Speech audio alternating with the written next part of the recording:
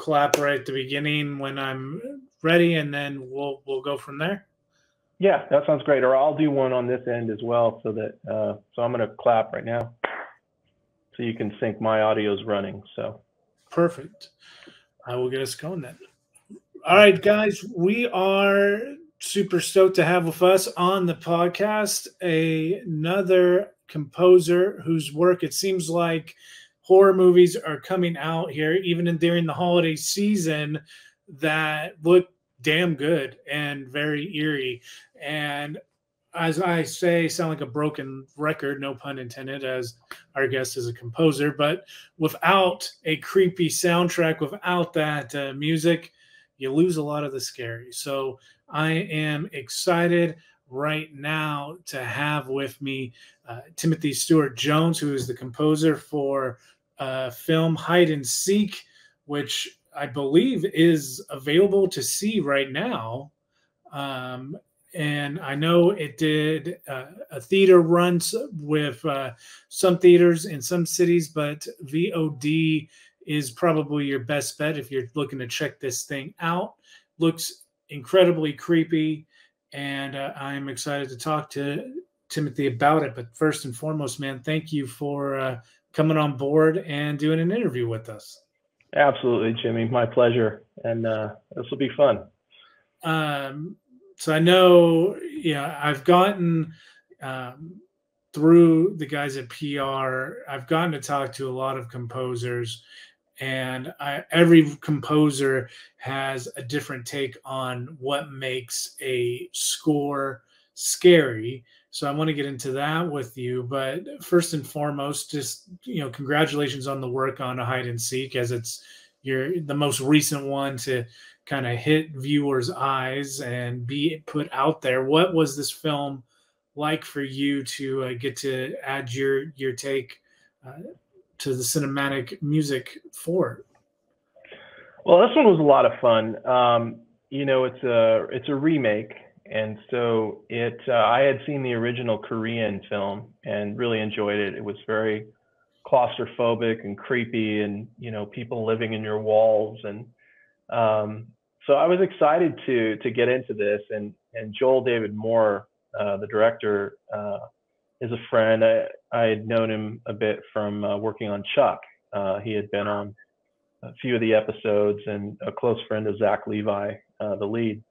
And so, I think when I started the process, I scored a scene for Joel just to kind of give him an idea of where I might go with the score. And it was a scene with Jonathan Rhys Meyers. He shows up in this apartment that is just disgusting. I mean, it's like every kind of disease you can imagine in there. And it also had some sort of flashback elements to it. And we're also introduced to the film's antagonist, this sort of character we called Moto, which he always has this black motorcycle helmet on and black clothes, and it looks pretty cool. So I got a chance to kind of get some themes going, and ideas that ended up being spun into the score almost completely. The apartment in which you're talking about, you can see if you watch the trailer right now, if you use YouTube Hide and Seek 2021, the trailer will pop right up.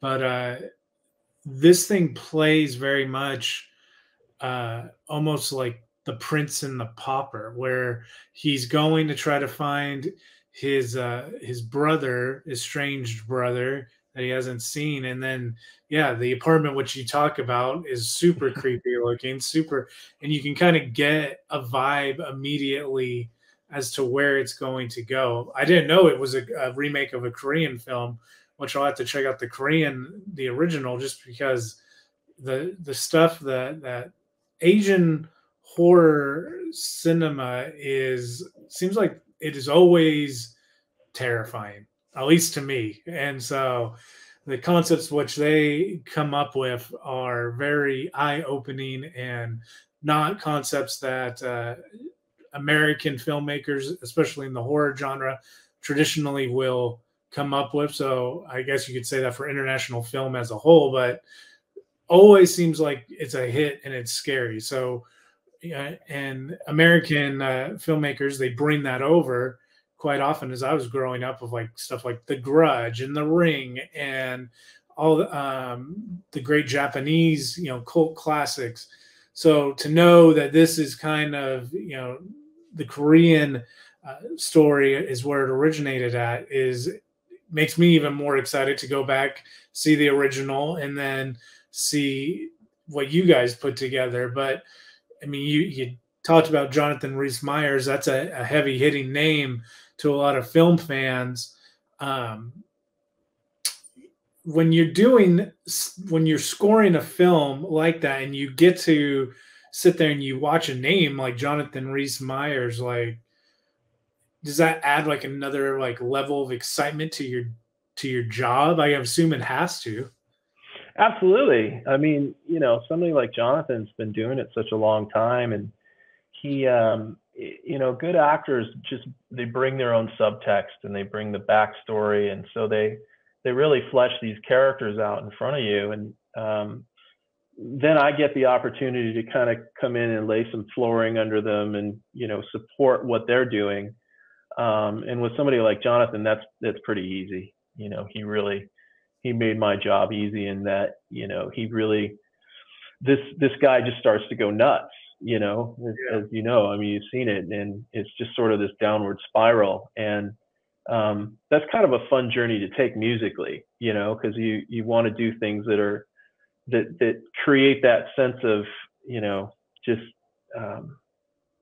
just confusion, really, almost in the character and his backstory and all of that. But so anyway, in answer to your question, yeah, it's a blast because they're really good at what they do. So with that, do you ever get to go visit the set? I know that seems like with post production or musical composition, it seems like it's hit and miss across the board. Like some composers or editors love to be on set to get like that vibe, and then they go back to the studio or their office if they're an editor, and they sit down and they're like, okay, this is how seeing it in person made me feel. Let me see if I can interpret that into, in your case, the score.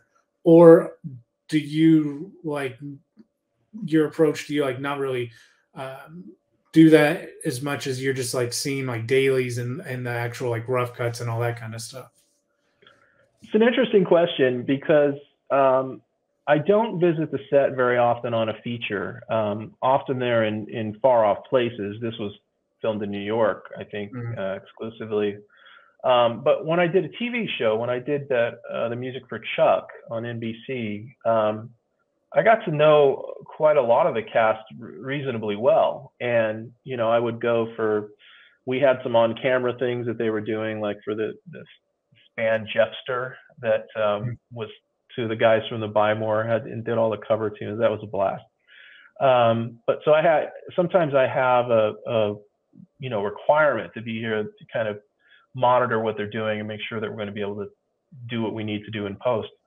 But I'll also say that I think it makes my job more difficult when I know these people as people, when I'm looking at them on the screen, they're the characters that they've worked so hard to inhabit.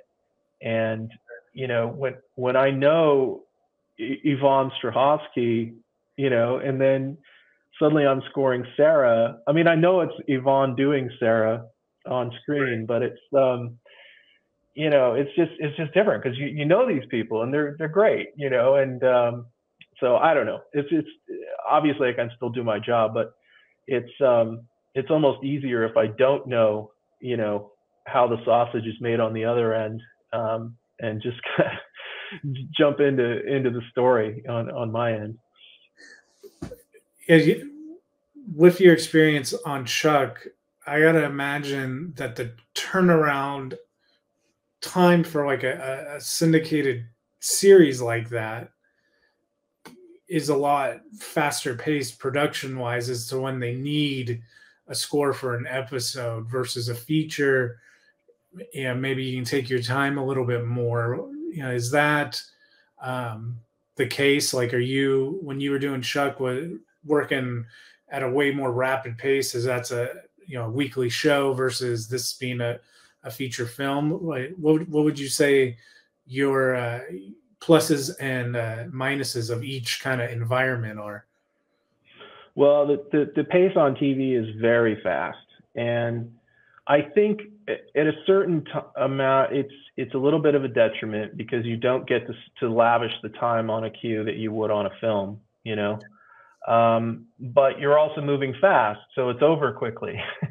Yeah. You know, you have a week to score an episode, and you know some of these episodes had 30 minutes of music in them or more, and I wasn't scoring it as it was TV. I was scoring it as if it were a film. So I was definitely busy, and but it was fun. It was cool to kind of go for a big production value on a TV program.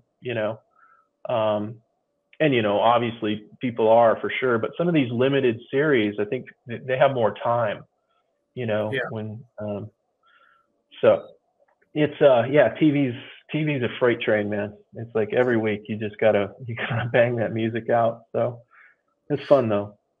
The score for Ready or for Ready or Not for Hide and Seek, there's drastic changes as far as before shit hits the fan, and then once the shit hits the fan, and like you said, like he really slips into like this downward spiral of the things surrounding him, and then that kind of encapsulating him internally to drive him to the point which he gets driven. Like when you get a character like that and they're taking you on this ride that they're taking you on, what is kind of your approach to scoring an arc as significant as that?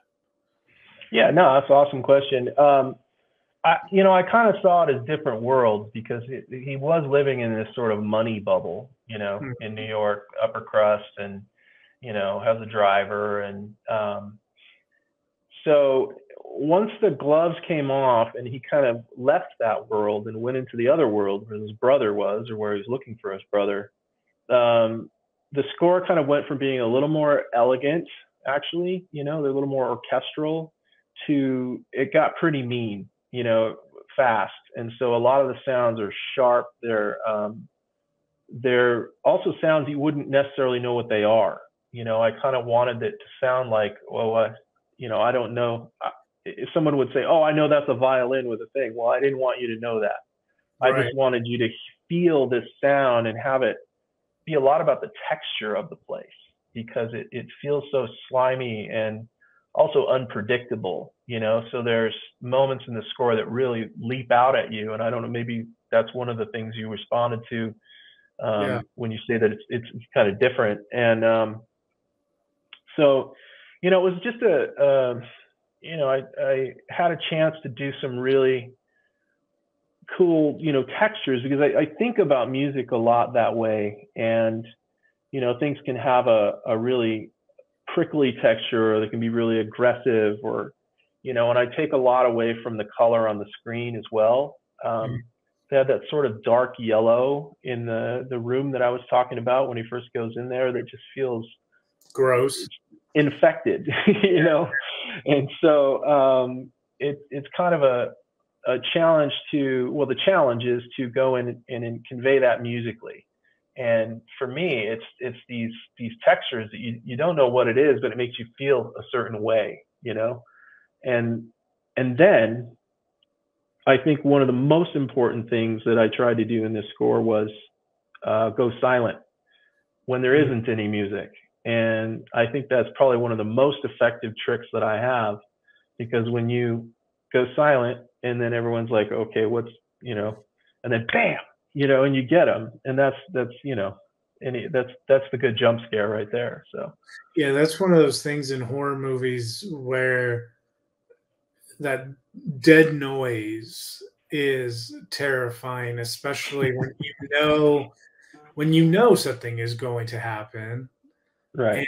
And then you cut that, because like I said when I was introducing you, like music makes it that much scarier. But in a lot of scary movies, music is almost like a security blanket because it is a tonality of, if it's a certain type of music, you know, at least you think you know that nothing scary is going to happen. And then when that tonality kind of shifts, whether it be like environmental change, time of day change, whatever, you're like, okay, we're gearing up, something's gonna Right. happen.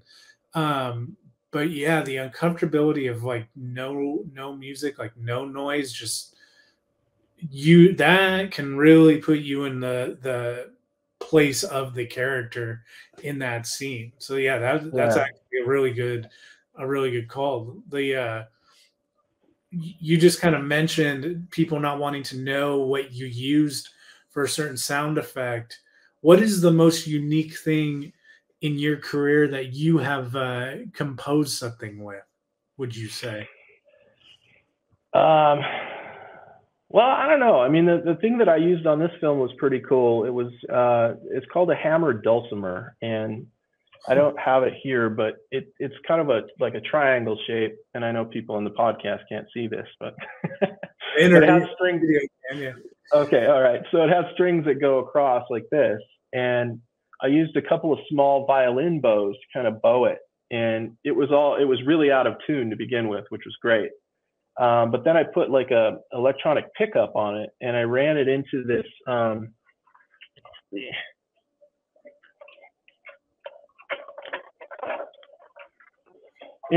thing, which is very dusty, but it's called a boomerang, and it's a looper. And so when you put sound into it, then it starts to kind of go around in a loop like this. Right. And so then I could start stacking sounds on top of each other, like bending the strings with my hand while bowing them. And you get these really weird little textures and things going on that I wouldn't necessarily know, how that was done. So that was a lot of fun. I use a friend of mine designs a bunch of sounds for me on just about everything I do, and I think on this one we used like swarms of bees that he took and he tuned into certain chords and things so that I could write music around them. Flocks of birds that we tuned up into like a C minor chord, and it's pretty interesting when you hear like natural sounds that have been kind of put into a tuning like that. It's not something you hear every day. Well, you don't hear it ever, actually. Yeah, it's not something that you think about either. Like I never would have thought to put in like bees or birds in tune as part of like a bigger composition. That's pretty wild. It was fun, yeah. People have a reaction to natural sound too. We're all used to hearing animals and outdoor sounds, and I don't know. This may be off base. I think there's something to this where, I've even used like we used some wolves as well, and that we tuned and did things to.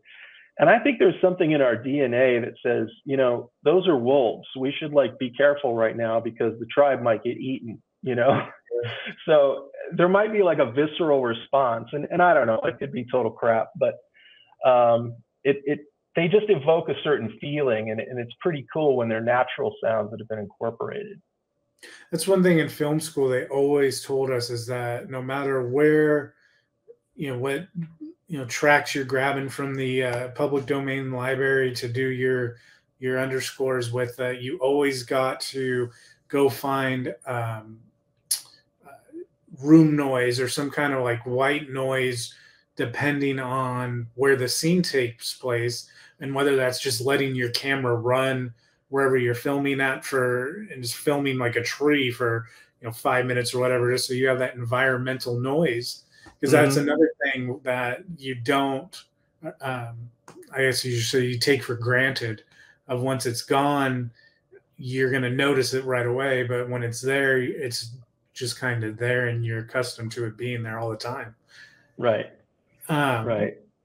So what was it? I mean, you mentioned Chuck, which one of my friends and I are very team DC So getting to do Chuck with Zach Levi before he goes on to become Shazam, but that show in itself was really like a cult classic of a TV show there. And you've done horror movies and stuff, but what was it that got you into film at the beginning? Like everybody has a film that they were like, I want to make movies, or I want to be in this profession. So it's, I guess it's kind of a two-part question, and if it's not the same movie, that's totally fine. But what was the movie that got you into wanting to go down this career path, and then what was the soundtrack or score, or CD, what have you, that got you into knowing that you wanted to compose music?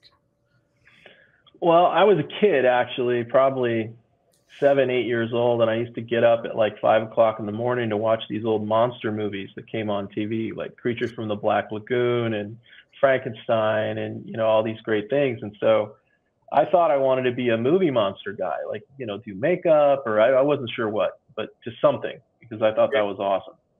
And but then I kind of got into the music thing, and in high school, I would have been very happy to be the next Depeche Mode. I mean, I had all these synths, like that one behind me on the other side. Yeah. But I got into college, and I found out that they had a film scoring program in Boston, the Berklee College of Music. And so I headed back that direction. And, some of the scores that hit me early were obviously the John Williams stuff, was amazing, is amazing.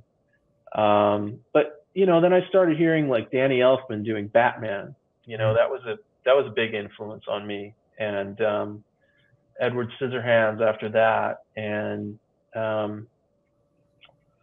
gosh, just tons of things. But frankly, and I forgot to mention this, but the show that really told me that I wanted to be a film composer was Miami Vice, because I loved the show, and Jan Hammer, who did the music, was just a wizard in my opinion. Like I had no idea how he was doing what he was doing, and I'll never have keyboards that expensive, and I was just a kid, but I loved it. I recorded episodes on VHS. I mean, I'm showing my age now, but I just loved the show. And the thing about that show, and the thing that I really tried to take with me along the way, is a sense of vibe. Something they did so well, Michael Mann did so well, was setting a scene and having a vibe. When Frank Zappa is standing there looking at you, and he's a drug dealer or whatever he was, they had this music that just set the scene, Totally. So that was a huge influence on me. That's a very cool show. Like that show, like, every character on that show was like, damn, they're just so cool. And then the music that accompanied it was, it just had like that swag before anybody was using the term swag. Like, cool. It was just cool. Yeah. The classic monsters, though, which one was your favorite? Creature from the Black Lagoon, I think. Yeah, my mom made a full costume for me with the scales and everything, the headpiece. That poor guy. We saw one of the originals, like latex, like one of the full done in a museum. And I was just like, man, that poor guy. I don't know. Have you seen Monster Squad? Yeah, I have.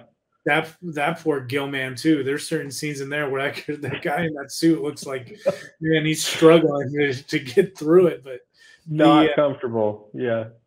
All those scores, man, like Frankenstein, Dracula, all that old black and white Universal stuff is just like, you talk about setting Waxman. Yeah, I'm sorry. Go ahead.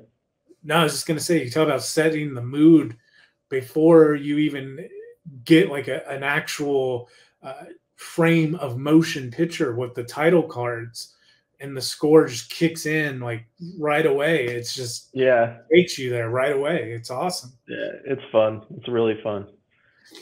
the career that you have had, is there a genre that you haven't gotten to necessarily really put your handprint on that you want to still? I've always wanted to do a Western. Hmm. I'm from a farm in Arizona. That's where I grew up, about 3 miles from the Mexican border. And so I think a Western would be a lot of fun. But, somebody else asked me this question recently, and I think also I haven't really done a story in space, and I think that would be really cool. It's just, it comes with all of its own, things, that conventions that, you have. So yeah, in space, or Lord of the Rings wouldn't suck either. I'd be happy to do anything on that. So Yeah, Amazon Prime, like get Timothy on the phone, man, with your like multi-billion-dollar project that you got coming down the turnpike. yeah, I know yeah, there's always room. the big fish came out of the deep water for that one. I'll guarantee it.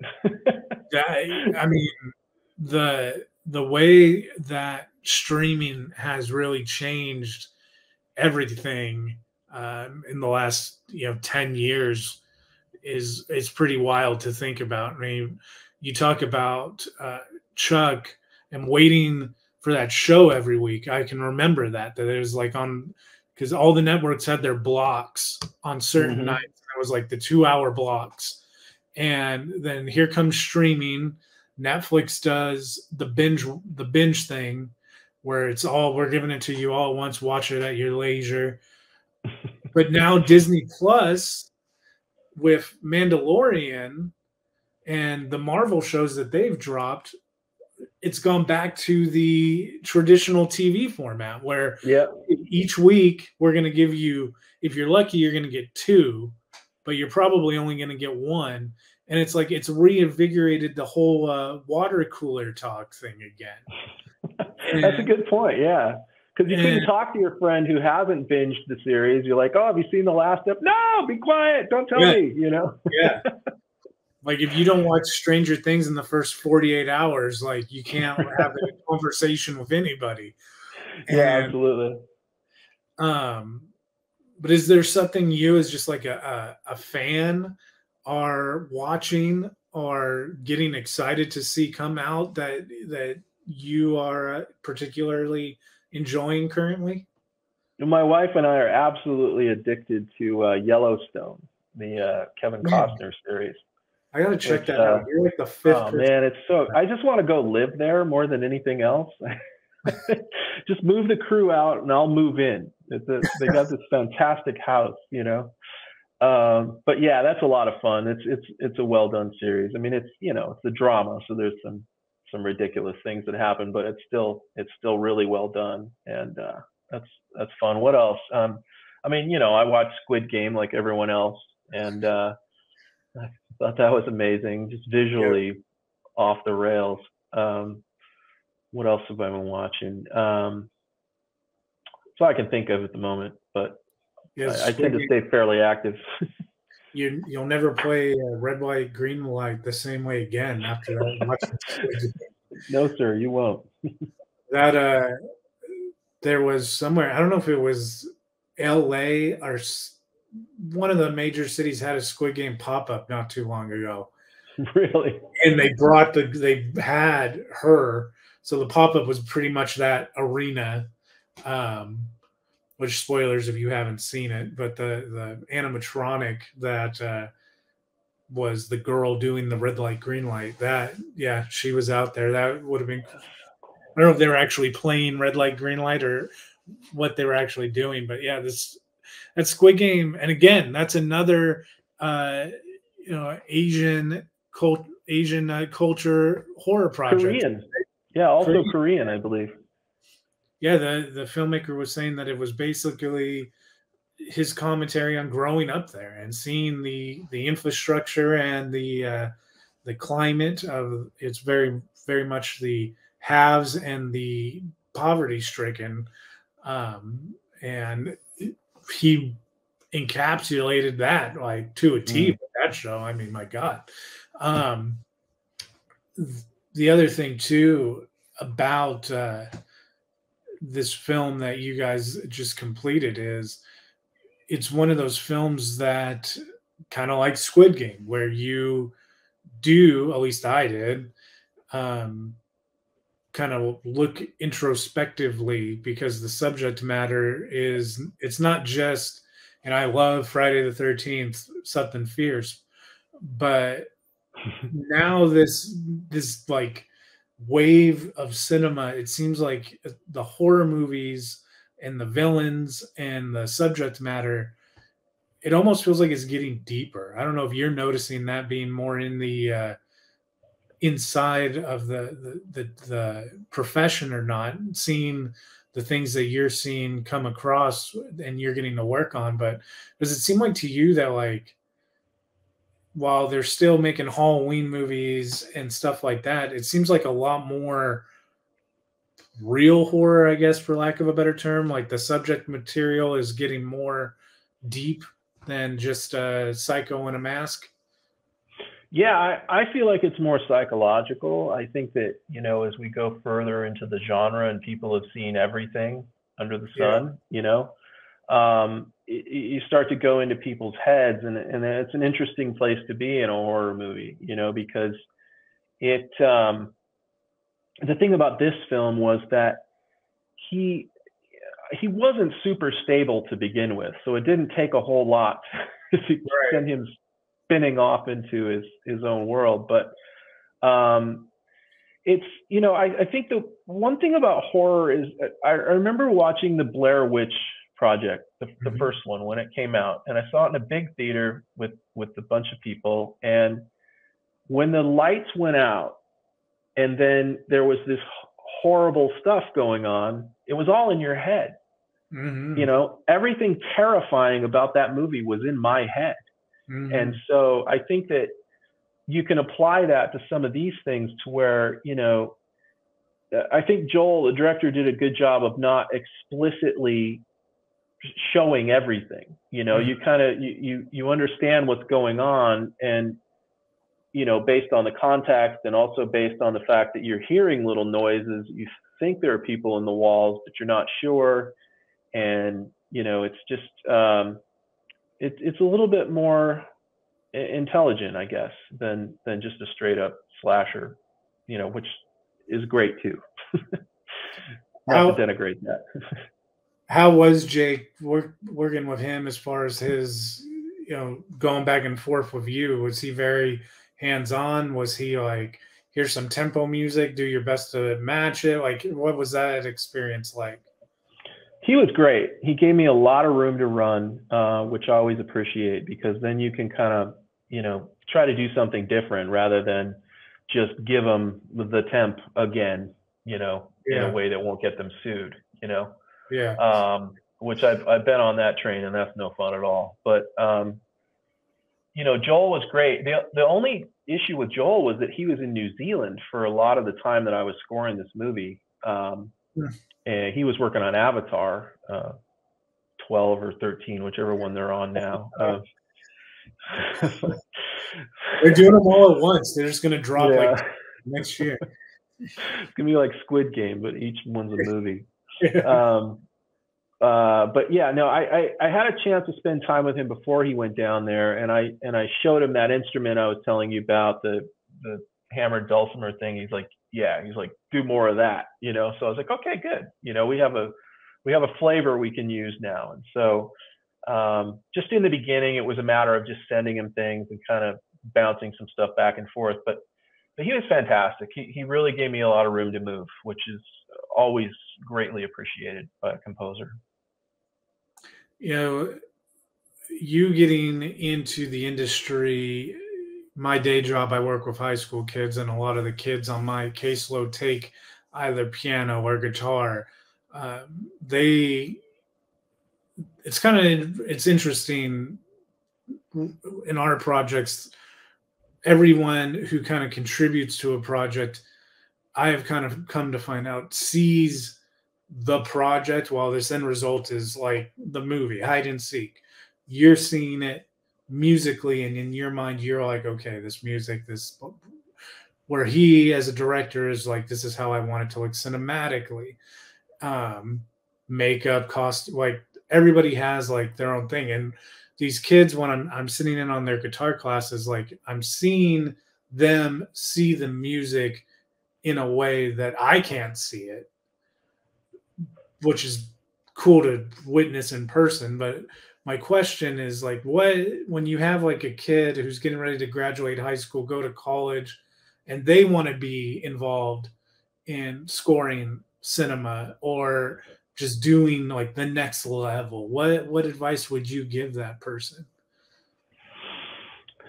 It's a great question. I always try to focus with young people, and they, if they express an interest in doing this, and you just start talking to them and say, what do you like to do? Well, I like to watch movies. I said, that's good.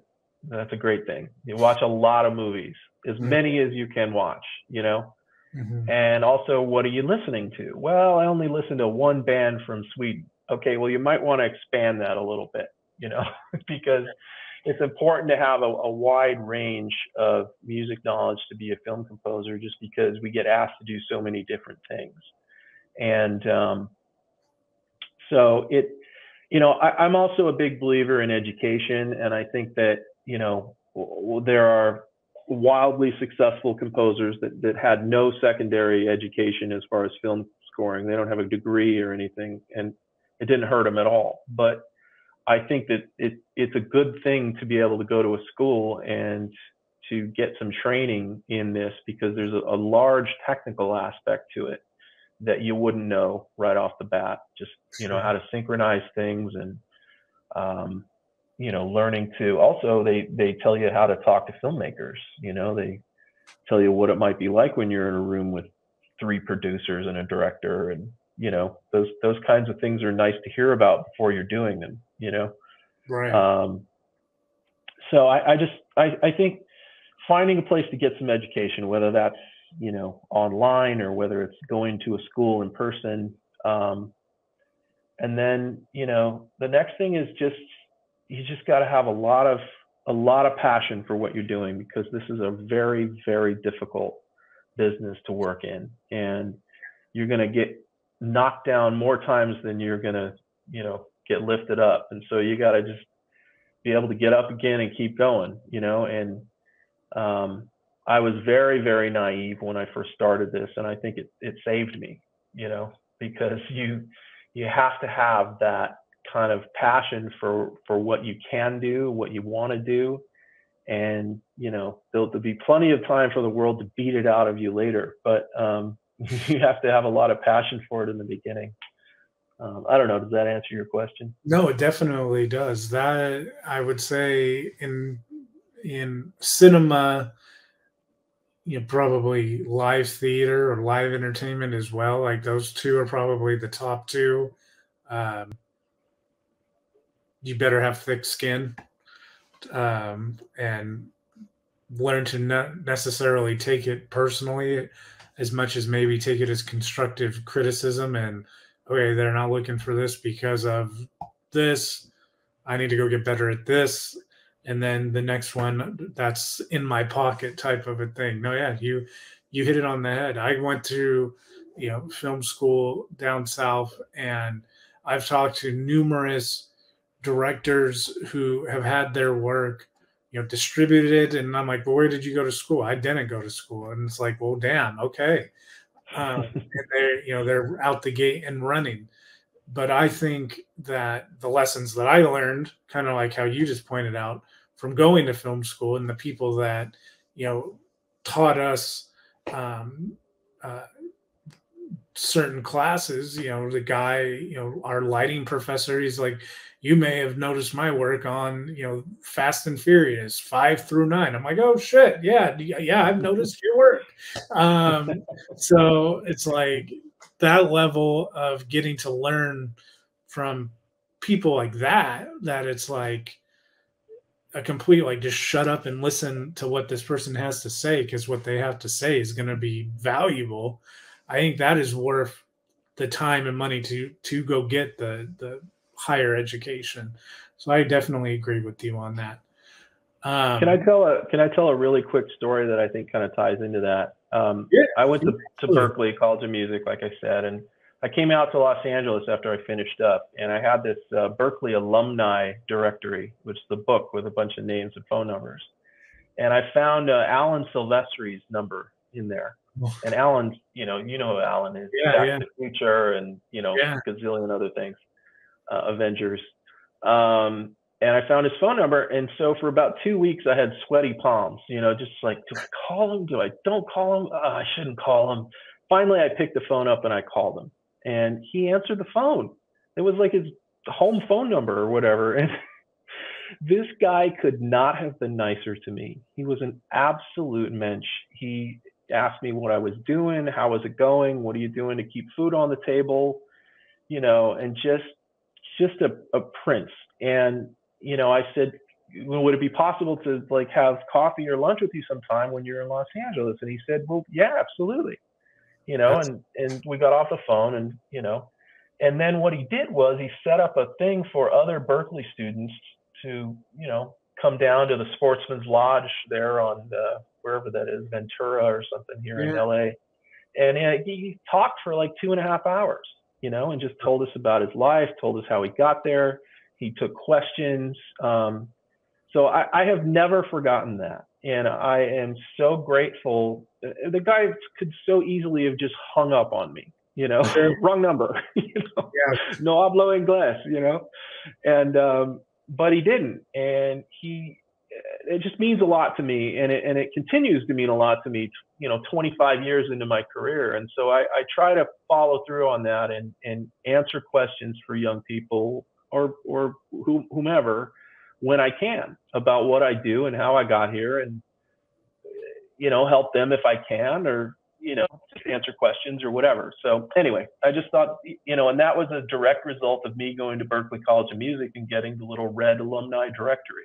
So That you bring up a good point too. With that is, if you don't know, don't be afraid to ask. I think that's a big thing that inhibits a lot of people in really any profession, but especially in like a profession that can be as intimidating as movie making, is reaching out to someone like that. Like, the worst thing that could happen is like what you just said. He hangs up the phone and you go about your day. You're like, well, that sucked. But well, yeah, yeah, and then, bummer, yeah, but the fact that now he didn't, like, you never know. You never have that conversation. He never sets up that event, who knows, without getting to talk to you first. And so right, that is like one thing.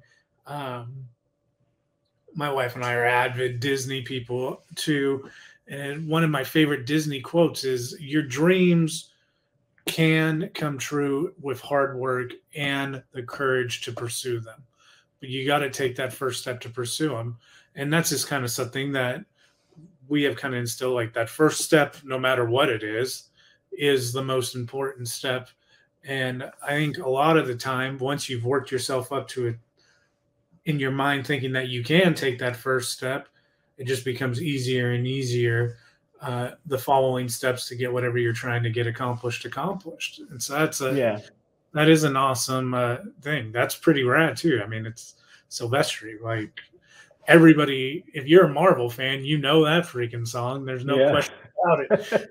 Um, the Now with hide and seek being available, I gotta ask you before we let you go. What do you have something coming down in 2022 that we could look forward to seeing your stamp on?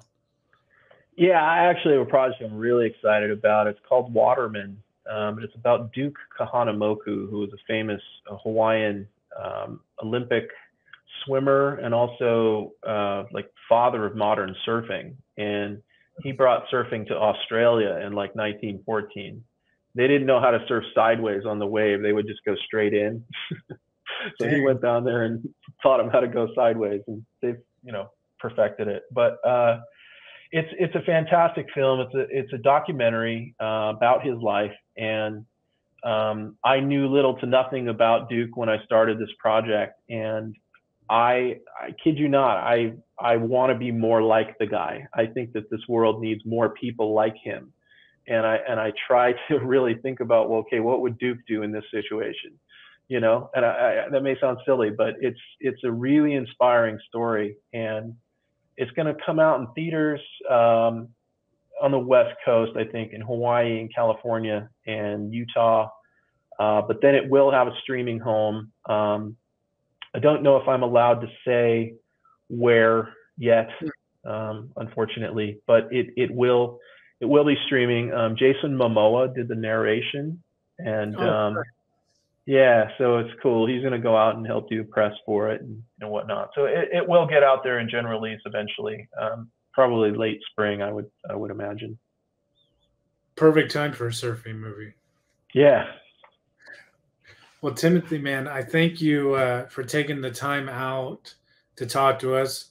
Go see Hide and Seek, whether you're getting to see it on a big screen or just at home. It's definitely worth watching. It's a new take on a classic that I got to go find the Korean version of. But it's definitely not one of those horror films that you're going to feel like you've seen it 10 times and it's just been repackaged. This, when I've sat down and watched it, I'm like, damn, this is holding my attention significantly. So that's great. Congratulations on that. And thank you. We look forward to seeing what you got coming out down the line, and we will do this again sometime. Thank you, Jimmy. Appreciate it. No problem.